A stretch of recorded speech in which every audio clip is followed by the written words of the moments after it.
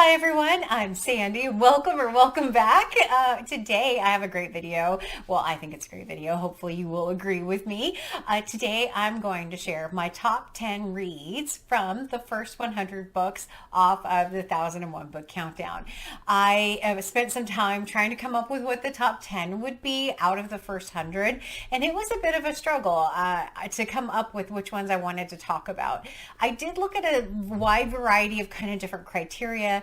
Some of it was how much of the book stuck with me, what I originally rated it on Goodreads, kind of what my thoughts and feelings are about it now, and how much of the story I can actually remember today, because that is for me one of the ways for me to identify a book that meant a lot to me is whether or not I can remember it. So yeah, and I have a horrible memory. So some of the books I'll have more detail about than others. Some books I read way back at the beginning of the countdown. So it's interesting to try and recall. I did go back and watch a couple of videos to see kind of what I said at the time, but not too many. I will certainly leave all of the videos linked in the description below for you if you want to go and learn more about these books. I will have all of that for you. That would be wonderful. But let's go ahead and jump into these books. So if you're not familiar with the 1001 book countdown, what I'm doing is reading books off of the 1001 books you must read before you die list. And I am selecting 10 from the first 100. So number 10 is a fairly recent read. It was I have my notes over here. It was number 916 on the list. And it is A Suitable Boy by Vikram Seth. This is a monster of a book. It is the only book that Vikram Seth actually has on the 1001 book list. And this book is really fascinating. It's told from a wide variety of different perspectives.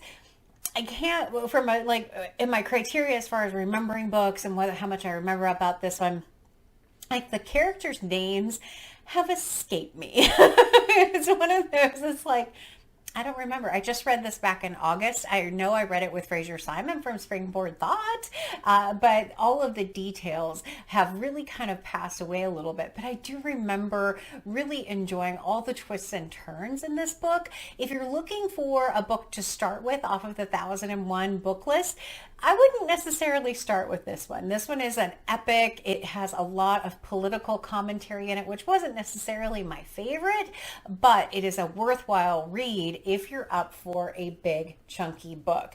But if you're looking for a place to start, I have other ones that will probably be a better fit, but that is number 10, or was book number 916. All right, trying to find my notes. Number 9 is a book I read as a buddy read with my friend Sonia. Thank you, Sonia, for reading this with me.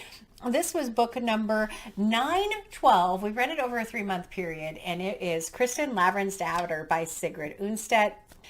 This particular book follows the main character whose name is Kristen, which makes it a lot easier to remember. I'm trying to remember her husband's name.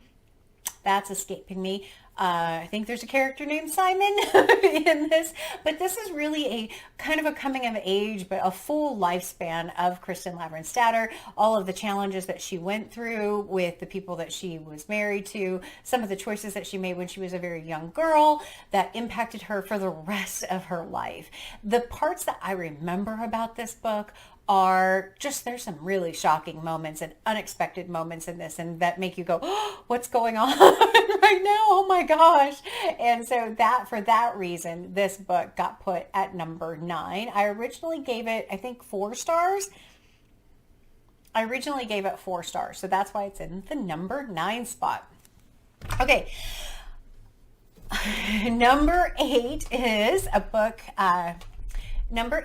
that I don't own. I got it from the library. I read it for book number 990. So this was a while ago. This book is Martin Eden by Jack London.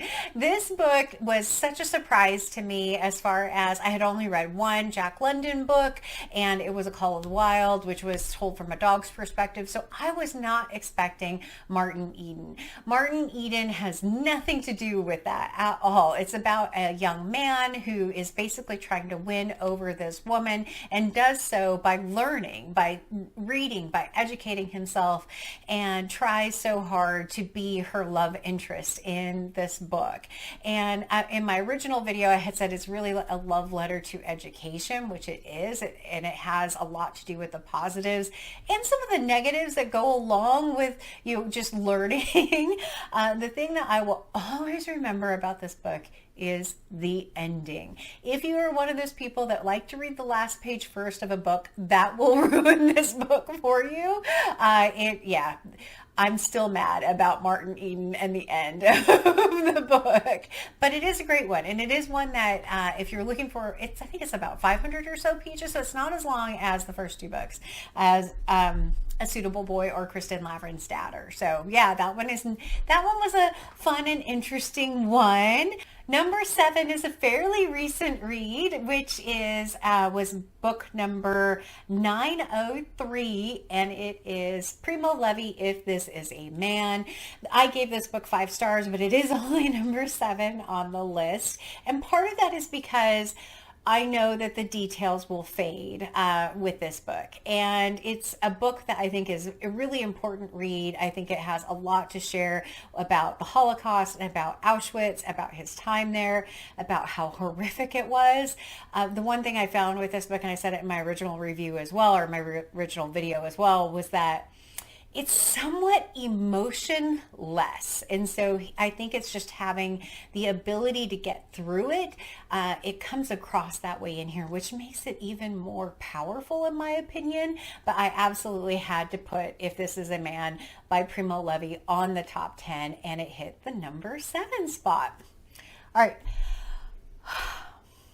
Book number 6 is a book I read last summer. I read it as a buddy read, actually with Britta Bowler, and so it was my second book by this author, and that is Adam Bede by George Eliot. I loved this book. I gave it 4.5 stars at the time that I read it. And I just remember in the review that I had done, my original video, there was a point where I had to talk about the spoilers in this book because so much happens to these characters and there were so many twists and turns and so many unexpected pieces. I think this is the book that made me fall in love with George Eliot. Compared to maybe some of the other ones, it isn't necessarily that big. So if you're looking for a good place to start with George Eliot, you might try Silas Marner because it's somewhat shorter, but Adam Bede, I really enjoyed this book quite a bit. Know if you're going to read this one though, that there's a lot of use of slang in the beginning, and it takes a while to get used to it. Once you get used to it, you start to just not even see it, and it makes it really easy. But Adam Bede, such a good book. It deserved to be number 6. All right, so number 5. Number five, I no longer own. I sent it to a friend. Sent it to a booktube friend, of course, and that is Giovanni's Room by James Baldwin. Sorry, my goodness. I read this as book number 987. So I read this last year. And this is about two main characters. One is David and one is Giovanni, and their relationship and how they have to hide it, or how David hides it. It is heartbreaking and tragic. I gave it 4.5 stars, and I do remember very clearly when I did my original video that I knocked it a 0.5 star because I did not like David. Still true. I still remember his name though, which is another good sign as to why I put this book at number 5. The details have still stuck with me, how sad I was for the characters. I think it is an excellent read. It's very short, so if you're looking for a great one to start off of the 1001 book list, that one might be a great one. If it does have LGBTQ representation in it. It is absolutely phenomenal though, but it is tragic and heartbreaking. Absolutely. All right. Number 4 is an oldie. So I read this book as number 997, one of the first books I read off of the countdown, and it is Animals People by Indra Sinha. I cannot believe how much this book has stuck with me. The main character in this book, whose name is Animal. Animal has a disfigurement from a spill that happened in the village that he lived in, and he walks on all fours. And he is just such a fascinating character, foul-mouthed, sex-obsessed character, who is still really likable. And one of the reasons why I put this book at number 4 is because there is a quote in this book that I remember and refer to and have referred to several times. And the quote is, "Hope dies in places like this because hope lives in the future, and there's no future here. How can you think about tomorrow when all your strength is used up trying to get through today?" That quote has stuck with me for a year and a half, and I don't see anyone talking about this book on BookTube at all, and it's a shame because it is really a great read. I gave it 4.5 stars when I originally rated it, and it has held up to that in my mind. It's one that I have never forgotten about. You can see all the tabs on here. That's when I was still actually marking books. I don't do that nearly as much anymore. But this book has stuck with me for so long that is why I put it in spot number 4. Spot number 3 is book number 919 from the countdown, and it is Passing by Nella Larson. And so this particular story talks about 2 different women who are from the same neighborhood growing up, one who is passing as Black and one who is passing as white. And this book is just amazing, absolutely incredible. When I read it this summer, the storyline has stuck with me. The ending has stuck with me. There's a Netflix adaptation for it as well. It is absolutely incredible story. And it's some kind, this one, Britt Bennett's The Vanishing Half, I think is what the book is called, is kind of based off of, it feels like based off of this. But if you're going to read one, read this one, because this one is phenomenal. It's also really short. So if you want to try a book, I would say try this one, because it doesn't take a lot of time investment to read this particular one. There's enough twists and turns to it, and it's a really fascinating subject as well. So this is number 3. All right. Top 2. I'm very excited about the top 2, and I waffled back and forth on the top 2. These are both 5-star reads for me, so I had trouble. I really did have trouble selecting the top 2. So if you follow my channel, you might be able to guess what the top 2 are, but neither one of these were read recently. All right, so the number 2 book was book number 925 off of the countdown, and it is Cat's Eye by Margaret Atwood. I read this as a buddy read with Heidi from my reading life this year sometime. I don't remember when. And the thing that sticks with me about this book is the main character, whose name is Elaine. Elaine was amazing, but she went through a huge amount in this book. But there are sections of this book that I will always remember being so excited for her, because she finally stands up for herself. She finally comes into her own, and it's just what I wanted her to do. I wanted her to be a certain kind of person, and it delivered. It was an amazing read. I absolutely loved it. Highly recommend this book. This is one of my beautiful Bloomsbury editions of books. It's one of my favorites. Absolutely one of my favorite books off of the top 10. Out of the top 100, my goodness. All right, so my number 1 book. My number 1 book I did as a buddy read with Shelley Swearingen and Stephanie Cohen, who is a subscriber. And this book was book number 961. So I read it last year. And and it hit my number 1 spot. It was a 5-star read, and it is The Tin Flute by Gabrielle Roy. This particular book, the main character of Florentine, has stuck with me. Some of the choices that she made. This is a World War II book set in Canada, and the family is very, very poor and going through an awful lot. And this book made me cry. I was not expecting some of the things that happened in this particular book.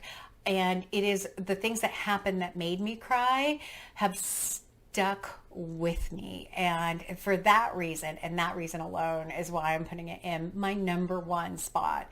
I adored this book. I would read this one. I would read this one again because I just want to go back and experience the characters again. It made me mad. It made me sad. It was, yeah, it's one that, like I said, if it stayed with me this long, yeah, it has to end up in my number one spot. So that's my top 10 out of the first 100. Have you read any of these? Or any of these some of your favorite books? I hope so. Let me know what you think in the comments down below. And yeah, that's my top 10. Yay! I'm toying with the idea of doing a bottom 5.